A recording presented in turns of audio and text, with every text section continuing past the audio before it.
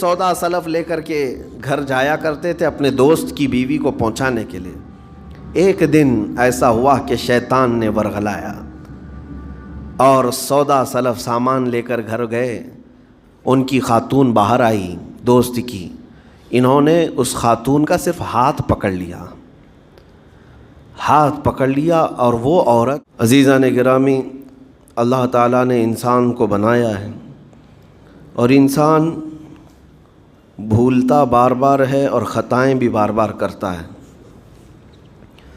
خطا کرنے والا اور بھول جانے والا اللہ کی بارگاہ میں ایسا نہیں ہے کہ وہ ہمیشہ کے لیے ناکارہ ہے، بلکہ اللہ تعالیٰ نے اسے زندگی میں بار بار موقع دیے ہیں کہ تو اپنی خطاؤں سے اور اپنی بھول سے پھر سے دوبارہ اپنی اچھی زندگی میں آ جا، اور اسی کو ہم توبہ کہتے ہیں۔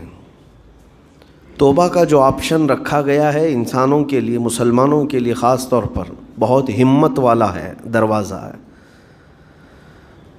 بہت ہمت والا دروازہ ہے۔ اور اسی وجہ سے حدیث پاک میں یہ ہے کہ گناہ کرتا ہے بندہ، پھر توبہ کرتا ہے، پھر گناہ کرتا ہے، پھر توبہ کرتا ہے، یہ کرتا رہتا ہے۔ فرشتے اللہ کی بارگاہ میں عرض کرتے ہیں کہ مولا یہ تو بار بار وہی کرتا ہے، پھر توبہ کرتا ہے۔ اگر ہمارے ساتھ کوئی غلطی ایک بار دو بار کر دے، تیسری بار تو ہم اسے چھوڑیں گے بھی نہیں۔ انسانوں کی طبیعت تو یہی ہے، لیکن بندہ جب بار بار ایک خطا کرتا ہے اور پھر توبہ کرتا ہے، پھر خطا پھر توبہ، تو فرشتے جب اللہ کی بارگاہ میں یہ عرض کرتے ہیں کہ مولا یہ ہر بار یہی کرتا ہے، تو جانتے ہیں پروردگار عالم کیا فرماتا ہے؟ ارشاد فرماتا ہے، اے میرے فرشتوں، میرا بندہ مجھے رحمان سمجھتا ہے اس لیے بار بار توبہ کرتا ہے، مجھے وہ ارحم الراحمین سمجھتا ہے، ورنہ کون بار بار اللہ تبارک و تعالیٰ کی بارگاہ میں دروازہ کھٹکھٹاتا؟ تو رب تبارک و تعالیٰ ارحم الراحمین ہے، یہ تصور ہر مسلمان کے ذہن میں ہے، اس کی وجہ سے وہ کبھی مایوس نہیں ہوتا۔ اور شیطان کا سب سے بڑا حربہ کیا ہے جانتے ہیں آپ؟ سب سے بڑا بہکانے کا اور گمراہ کرنے کا اور ہمیشہ گناہوں میں ملوث رکھنے کا سب سے بڑا آلہ، کہ بندے کو سب سے پہلے نا امید کرتا ہے، اب تیرا کیا ہوگا، تو بہت برباد ہو چکا ہے۔ یہ جو خیال شیطان ڈالتا ہے دل میں، اس کے بعد پھر وہ بندہ جری ہو جاتا ہے، اب میرے توبہ سے بھی کچھ ہونے والا نہیں ہے، جو جس طرح زندگی چل رہی چلنے دو، ارے 50 سال ہو گئے اب تک میں یہی کرتا رہا، اب کیا سدھروں۔ یہ جو خیالات ہے یہ شیطان ڈالتا ہے تاکہ اس کی کفر پر موت ہو جائے، تاکہ وہ ہمیشہ گناہوں کی موت مرے۔ نا امیدی جو ڈالتا ہے شیطان، اب میرے ساتھ کچھ ہونا نہیں ہے۔ نہیں میرے عزیزو، رحمت عالم صلی اللہ تعالیٰ علیہ وسلم کی بارگاہ میں کیسے کیسے لوگ آئے اور ارحم الراحمین نے ان کی توبہ قبول کی۔ آپ کو ایک بات میں بتاؤں، سیدنا عمر ابن خطاب رضی اللہ تعالیٰ عنہ کا دور ہے۔ مثنوی شریف میں مولانا روم فرماتے ہیں، جنت البقیع آپ نے سنا ہوگا، قبرستان مدینے کا، مدینے کے قبرستان میں رات کے وقت ایک بوڑھا آدمی 80 سال کا جو بانسری بجاتا تھا اور اسی سے پیسہ کماتا تھا، اس کی بانسری میں بڑی اچھی لے تھی، بڑی سر اچھی تھی، لوگ سنتے تھے اور پیسے دیتے تھے، لیکن بڑھاپے میں جب سانس پھولنے لگ جاتی ہے، ہانپنے لگ جاتا ہے، سانس نہیں ٹھہرتی، تو بانسری کیسے بجتی؟ اس کی لے ٹوٹ جاتی، لہجے بدل جاتے۔ بوڑھا آدمی، اب اس کی بانسری سننے کو کوئی آتا نہیں تھا اور پیسے ملتے نہیں تھے، تھک ہار کر کے وہ آیا، رات کا وقت تھا، جنت البقیع قبرستان میں، 80 سال کی عمر کا ہو گیا ہے، اس نے بانسری توڑ دی، کہا زندگی بھر جس چیز سے میں کماتا تھا اب میری سانسوں نے جواب دے دیا، جسم پھولنے لگا ہے، سانس زیادہ آنے لگ گئی ہے، اب میرا کھانا پینا کیسا چلے گا؟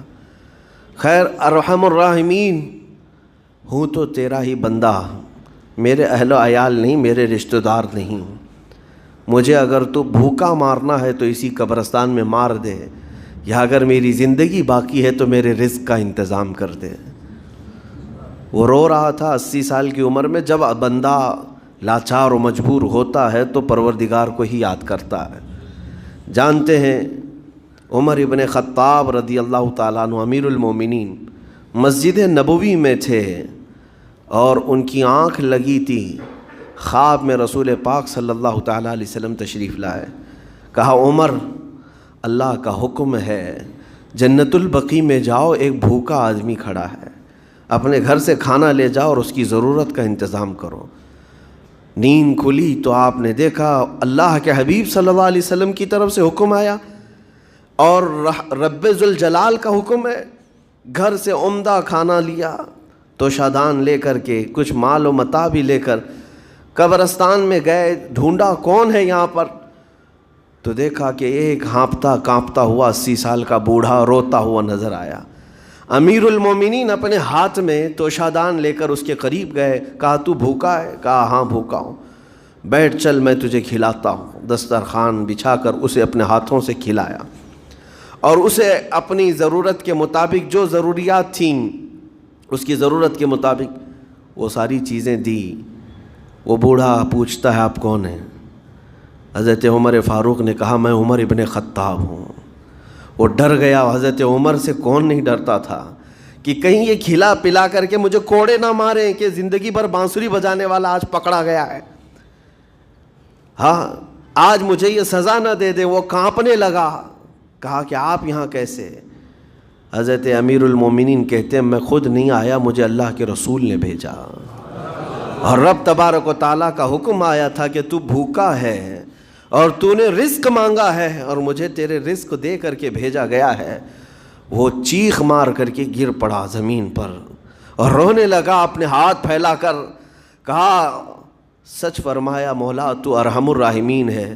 80 سال تجھ سے دور بھاگتا رہا، ایک بار کیا تجھے میں نے پکارا، تو نے وقت کے امیر المومنین کو کھانا دے کر بھیج دیا. اللہ رب العزت کی بارگاہ میں نا امیدی اور مایوسی جو شیطان لاتا ہے اس سے بندے بھٹک جاتے ہیں، بہک جاتے ہیں، انہیں توبہ کی توفیق بھی نہیں ملتی. اسی لیے میرا مولا فرماتا انا عند ظن عبدی بی. رب تعالیٰ فرماتا میرا بندہ میرے بارے میں جیسا گمان کرتا ہے میں اس کے ساتھ ویسا سلوک کرتا ہوں. تم کیا گمان کرتے ہو؟ وہ سخت پکڑ کرے گا، ابھی مار ڈالے گا.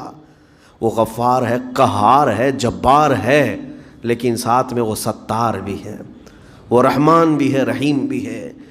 اگر رب تبارک و تعالیٰ ہر چیز پر پکڑ کرتا تو ہمارا تو جینا ہی نہیں تھا. یہاں پر اتنے گناہ ہو چکے. اور وہ رب تعالیٰ فرماتا وسعت رحمتی کل شیء، میری رحمت نے ہر چیز کو گھیر رکھا ہے. اللہ رب العزت بندوں کو معاف کرنے کا اظہار زیادہ فرماتا ہے. اور جانتے ہیں آپ گناہ جب عام ہوتے ہیں، میں آپ کو اپنے گھر کی بات بتا دوں. میرے گھر میں آپ 4 دن کے مہمان بن کر کے آئے ہیں. کبھی میری کھڑکی توڑ رہے ہیں، کبھی دروازہ توڑ رہے ہیں، کبھی ہمارے گھر کے برتن پٹک رہے ہیں، کبھی فرشی اکھاڑ رہے ہیں. کب تک برداشت کروں گا؟ آپ کو نکال کر باہر کر دیں گے. مہمان نہیں، یہ بلا ہو گئی ہے، گھر سارا اجاڑ رہا ہے. ایک چیز پر چھوڑ دیا جائے، 2 چیز پر چھوڑ دیا جائے، یہ انسانوں کی فطرت ہے، انسانوں کی فطرت. لیکن رب کائنات اپنی کائنات میں ہم بندوں کو اتارا ہے، ہم نے کیا نہیں بگاڑا؟ اپنے گناہوں سے اس کی زمین کو لال کر دیا. ہاں اس کی نافرمانی سے ہم نے اس کائنات کے رنگ کو بدل دیا. کھلے عام گناہ، ننگا پن، بے حیائی، عیاشی، سب کچھ ہوتا رہا. اس کی کائنات ہے، اس کی زمین ہے، اس کی سلطنت ہے. اور ان گناہوں کی وجہ سے جانتے ہیں آپ سمندر اللہ کی بارگاہ میں عرض کرتا ہے کہ مولا تو مجھے اجازت دے دے، میں ایسی طغیانی لاؤں گا کہ یہ سب ہلاک ہو جائیں گے. ہوائیں اللہ سے اجازت مانگتی ہیں تو مجھے شدت دے دے، میں اتنا تیز اڑاؤں گی کہ ان کے پرخچے اڑ جائیں. لیکن جانتے ہو اللہ کی طرف سے جواب کیا آتا ہے؟ سمندر کو بھی رب تعالیٰ فرماتا ہے، ہواؤں کو بھی کہتا ہے رب تعالیٰ رک جاؤ، میں میرے بندوں کے انتظار میں ہوں، میرے بندوں کی توبہ کے انتظار میں ہوں کہ میرے بندے میرے پاس لوٹ آئیں گے. اسی لیے اللہ کے حبیب صلی اللہ تعالیٰ علیہ وسلم ارشاد فرماتے ہیں اللہ تعالیٰ کو سب سے زیادہ خوشی کس بات کی ہوتی ہے جانتے ہیں؟ رب تعالیٰ اپنے بندوں سے کب خوش ہوتا ہے؟ مثال دے کر کے میرے آقا نے فرمایا، مثال دے کر سمجھایا. صحرا میں، ڈیزرٹ میں ریتیلے میدان ہوتے ہیں، اس کا سفر بڑا ڈینجر ہوتا ہے. آج بھی ڈیزرٹ ہیں بہت سارے. سہارا ڈیزرٹ کا نام سنا ہوگا آپ نے. ہم گئے ہیں 200-250 کلومیٹر تک آپ چلتے رہو گاڑی، نہ ایک درخت نظر آتا ہے، نہ پہاڑ نظر آتا ہے، نہ گھر نظر آتا ہے، کچھ بھی نہیں. اس طرف میدان ریت کا اور آسمان لگا ہوا دکھتا ہے، ادھر بھی آسمان. تنہا ہم اکیلے نظر آتے رہتے ہیں. صحرا کا جو سفر ہوتا ہے بہت کٹھن ہوتا ہے. نبی پاک صلی اللہ تعالیٰ علیہ وسلم مثال دیتے ہوئے ارشاد فرماتے، ایک بندہ اپنی اونٹنی لے کر، اس پہ ساز و سامان لے کر کھانے پینے کا صحرا کے سفر پر تھا. اور صحرا میں کھانا پانی بہت مقدار میں لی جاتی ہے کیونکہ کچھ ملتا نہیں، اور جلد سے جلد وہاں سے سفر گزار کر کے آنا. ایک بار اگر راستہ بھٹک گیا موت ہو جاتی، وہاں پہ راستہ ملے گا نہیں. جس طرف بھی جاؤ تو لگے گا سیدھا ہی چل رہا ہوں، ڈائریکشن ہی نہیں پتہ ہوتے صحرا میں. حضور پاک صلی اللہ علیہ وسلم فرماتے ہیں ایک بندہ صحرا کے سفر میں اپنی اونٹنی کے ساتھ ساز و سامان لے کر سفر پر تھا. بیچ راستے میں اسے نیند آئی، سویا. سو کر کے اٹھا تو دیکھا اس کی اونٹنی ساز و سامان کے ساتھ غائب ہے. صحرا میں، بیچ صحرا میں. اب جو سواری تھی وہ غائب ہے، کھانا پانی تھا وہ غائب ہے، کچھ نہیں ہے ساتھ میں.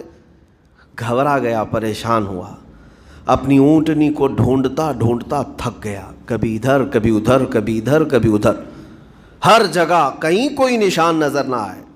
اور جب سواری نہیں ہے تو اب کئی 100 کلومیٹر کا بغیر کھانے پینے کے کیسے سفر کرتا. تھک ہار کر کے دوسرا دن ہو کہ تیسرا دن ہو، ایک جگہ وہ بندہ سو گیا. پھر سے سو گیا، اب راستہ بھی نہیں ملتا.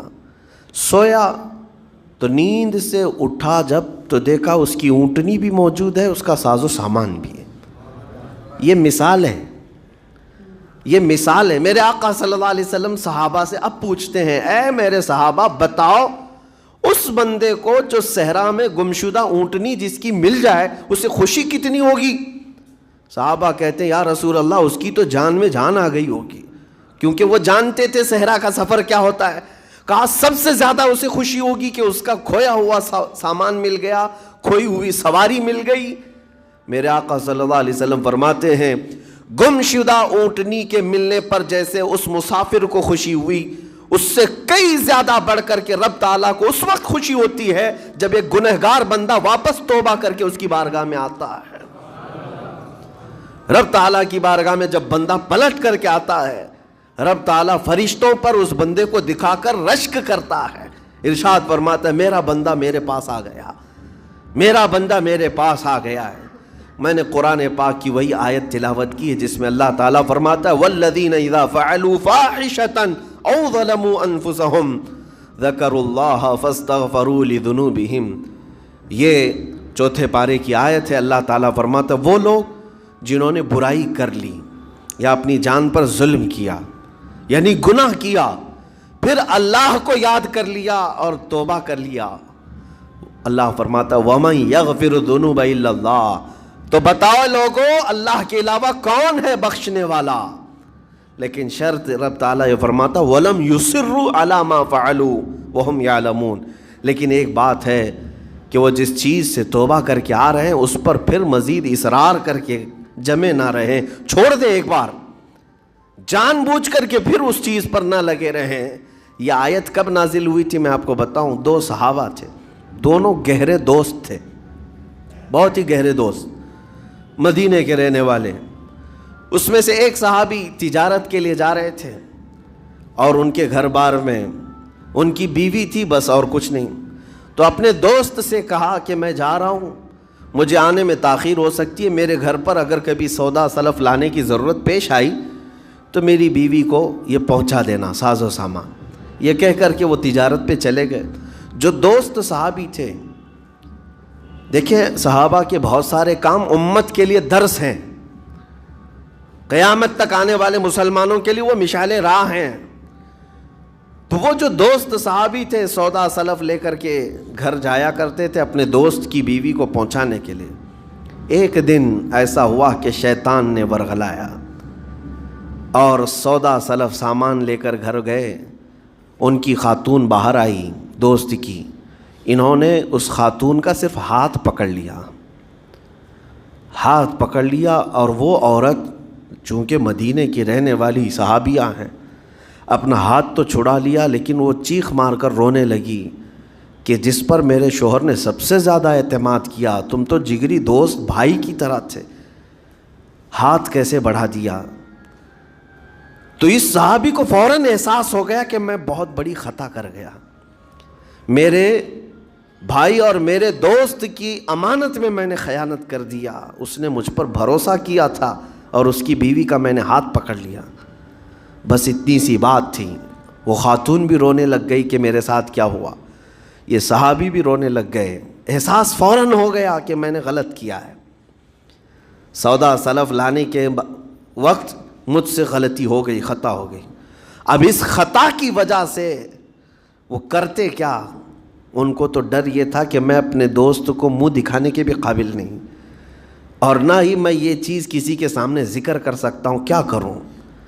تو مدینہ چھوڑ کر کے چلے گئے پہاڑیوں میں، اور بغیر کھانا پانی سب کچھ بھی نہیں تھا، پہاڑیوں کے بیچوں بیچ رہنے لگے، اور صرف روتے تھے اور گر جاتے تھے، اور کمزوری آ گئی جسم میں، اٹھنے پھرنے کی بھی طاقت نہیں تھی۔ اب وہ دوست ان کے صحابی تجارت سے واپس آئے، گھر میں آتے ہی ان کی خاتون نے بتا دیا کیا معاملہ پیش آیا۔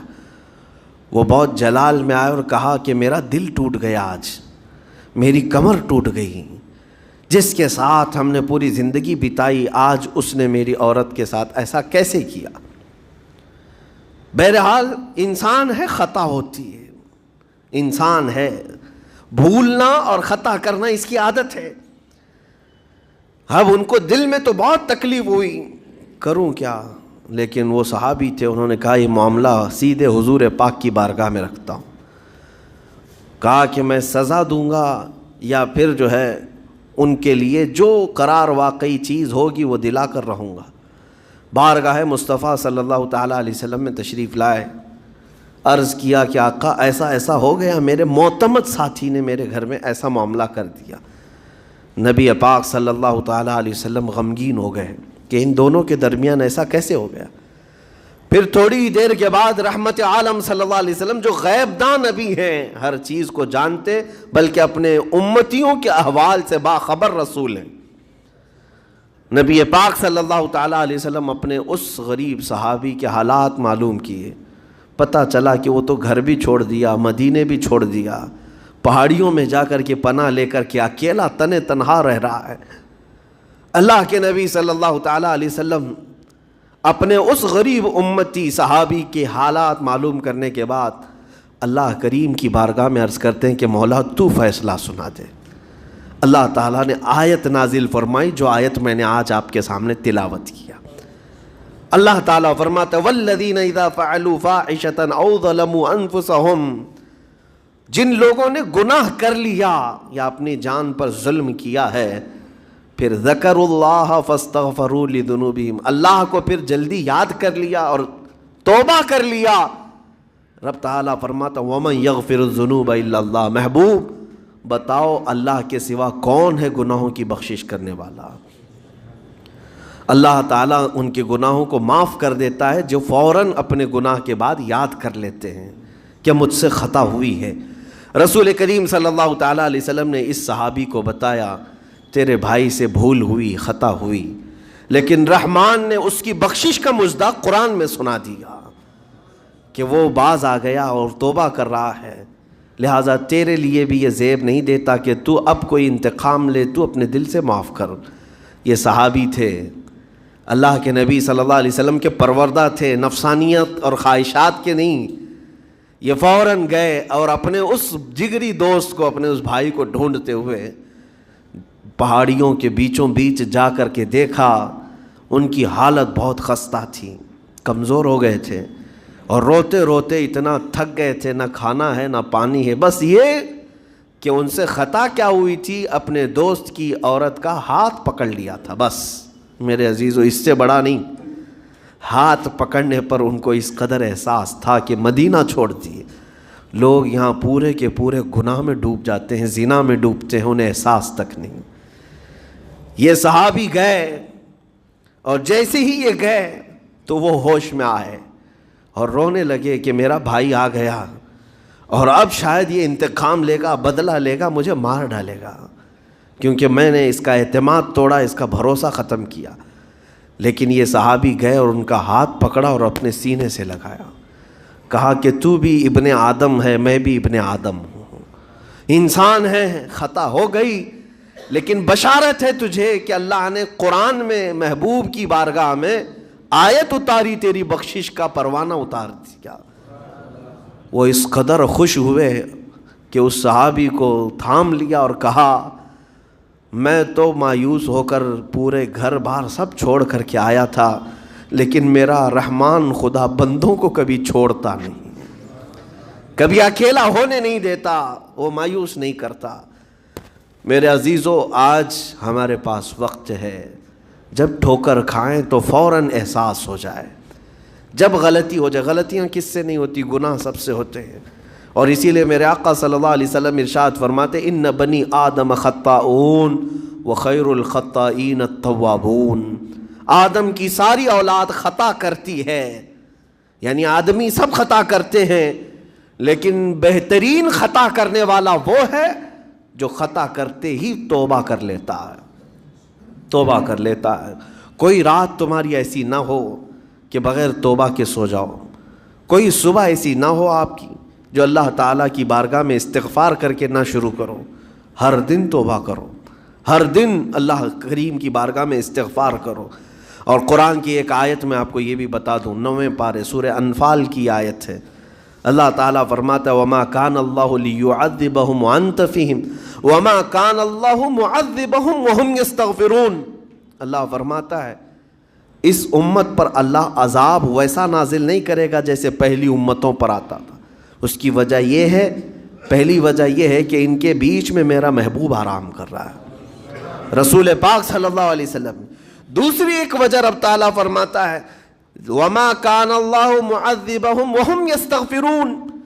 جب تک لوگ اللہ کی بارگاہ میں استغفار کرتے رہیں گے، استغفر اللہ ربی من کل ذنب واتوب الیہ، جب تک استغفار کرتے رہیں گے، اللہ فرماتا ہے اس قوم پر اللہ عذاب نہیں نازل کرتا۔ جب بندے چھوڑ دیتے ہیں، ارے جو کیا سب صحیح کر رہا ہوں، میرا کیا ہے، توبہ کرنا بھول گیا، استغفار کرنا بھول گیا، ان بندوں پر اللہ کا عذاب آتا ہے، اس قوم پر عذاب آتا ہے۔ اسی لیے میں کہتا ہوں میرے عزیزو، خطائیں سب سے ہیں، ہمارے دامن کے اندر کیا کیا ہے وہ ہمیں معلوم ہے، ہمارے پروردگار کو۔ بہت سارے راز ایسے ہیں جو اس نے چھپا رکھا ہے، بندوں کے اوپر پردہ ڈال رکھا ہے، اتنی باتیں کہ اگر وہ پردہ اٹھا دے تو لوگ رشتہ داروں کے سامنے بیٹھنے کے بھی قابل نہیں رہیں، ماں باپ دیکھ کر گھبرا جائیں گے اور اپنے گھر سے دور کر دیں، یا اگر باپ کی غلطیاں بیٹے کو پتہ چل جائے تو زندگی بھر اس کو باپ نہیں تسلیم کرے گا، وہ باپ نہیں مانے گا کہ اس کی اتنی بڑی بڑی خطائیں۔ لیکن وہ رحمان ہے، باپ کی عیب بیٹے سے چھپا رکھا ہے، بیٹے کے عیب ماں سے چھپا کر رکھا ہے۔ وہ پروردگار عالم نے پردہ رکھا ہے ہر ایک پر، لیکن اس کے باوجود بندوں کو یہ چاہیے کہ اس کی بارگاہ میں اکڑ دکھانے کی بجائے، غرور اور گھمنڈ دکھانے کی بجائے، عاجزی کے ساتھ اسے رحمان تسلیم کر کے عرض کرتے رہے مولا میں خطا کار ہوں اور تو ستار و غفار ہے، بخش دے مولا تیرا نام غفار ہے، بخش دے مولا تیرا نام غفار ہے۔ اسی لیے میں عرض کرتا ہوں میرے عزیزو، رب تبارک و تعالی ارحم الراحمین ہے، لیکن کچھ بندوں کو آج ایسا لگتا ہے کہ اب ہم جس زندگی میں جیسے چل رہے ہیں، اب تک ہمارے ساتھ کچھ ہوا نہیں، اس کا مطلب ہے کہ ہم صحیح کر رہے ہیں، جو کر رہے ہیں ہم صحیح کر رہے ہیں۔ اس نے ڈھیل دے رکھی ہے، اس کا مطلب یہ نہیں کہ جو کر رہے ہیں صحیح کر رہے ہیں۔ کسی دن وہ گرفت کرنے پر آئے اور سب کے سامنے عیوب تمہارے برائیاں وہ آشکار کر دے، کھول دے، تو یہ سب سے عذاب عذاب ہے، دنیا میں بھی سب سے بڑا عذاب ہے۔ بہرحال آج وقت ہے، اللہ تعالیٰ نے عقل سلیم عطا کیا ہے، اور میں آپ کو بتاؤں کہ اللہ تبارک و تعالیٰ ان بندوں کو پسند کرتا ہے جو اس کی بارگاہ میں گڑ گڑاتے ہیں۔ آپ نے دنیا میں دیکھا ہے کسی کے پاس آپ مانگنے کے لیے جائیں, 1000 روپے مانگ کے دکھائیں, آج وہ دے دے گا, کل پھر 1000 روپے مانگے اس سے, ہو سکتا ہے دے دے گا, پرسوں پھر مانگو, دیکھو پھر اس کا چہرہ بگڑتا ہے کہ نہیں. اچھے اچھے لوگوں کی بات میں کر رہا ہوں, مانگنے سے لوگ ناراض ہوتے ہیں, اور اگر تم مانگنے کی عادت ڈال لی تو دیکھنا وہ آدمی راستہ کاٹنے لگ جائے گا, ارے یہ آ رہا ہے ہٹ جاؤ ادھر سے, ابھی آئے گا 1000 روپے مانگے گا. مانگنے والوں سے تو ہم راستہ کاٹ لیتے ہیں, لیکن آپ کو پتہ ہے رحمت عالم صلی اللہ علیہ وسلم ارشاد فرماتے ہیں میرا مولا رب تعالیٰ کی شان یہ ہے کہ بندہ اگر مسجد میں آیا اور کچھ مانگے بغیر ہی چلا گیا تب رب تعالیٰ ناراض ہوتا ہے. دنیا مانگنے پہ ناراض ہوتی ہے اور وہ نہ مانگنے پہ ناراض ہوتا ہے. اور ارشاد فرماتا ہے یہ بندہ آج مجھ سے کچھ نہیں مانگا, دیکھو فرشتوں اس کو میری حاجت نہیں رہ گئی, اس کو میری حاجت نہیں رہ گئی, یہ بغیر مانگے چلا گیا. اسی لیے توبہ بھی کرتے رہو, استغفار بھی کرتے رہو اور مانگتے بھی رہو, تاکہ اس کے بندے بن کر کے رہیں اور دنیا میں غرور و تکبر سے آزاد رہیں. اللہ کریم کہنے سننے سے زیادہ ہمیں عمل کی توفیق عطا فرمائے. موت سے پہلے مولا تعالی ہمیں توبتاً نصوحا عطا فرمائے. رب کریم اگر تو ہم سے غضبناک ہے, اگر تو ہم سے ناراض ہے تو مولا اس زندگی میں ہی ہمیں توبہ کی توفیق دے دے. مولا بغیر توبہ کے, بغیر کلمہ طیبہ کے ہماری کسی کی روح قبض نہ فرما. جس دن ہمارا جنازہ اٹھے اے رحمان, اے کریم, اے غفار, اے ستار, ہمیں دنیا کی تمام آلائشوں سے پاک کر کے اٹھا لے. اے اللہ تیرے حبیب پاک صلی اللہ علیہ وسلم کے پڑوس میں ہمیں دفن نصیب فرما. وآخر دعوانا الحمد للہ رب العالمین. السلام علیکم.